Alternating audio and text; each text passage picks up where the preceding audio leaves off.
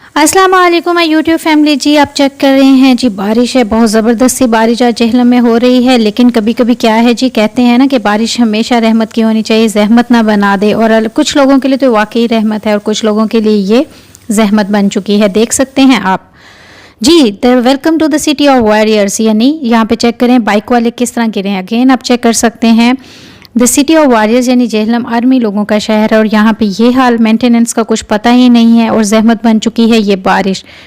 तो दिखाना ही आपको ये था कि देखें यहाँ के हालात। तो मेरे चैनल को आपने सब्सक्राइब करना है। यहाँ पे बहुत सारी home remedies, beauty tips, tricks and all vlogs in one channel आपको मिलेंगे। बहुत ज़्यादा आप इंजॉय करेंगे। तो until then any next video, viewers, अल्लाह हाफिज़।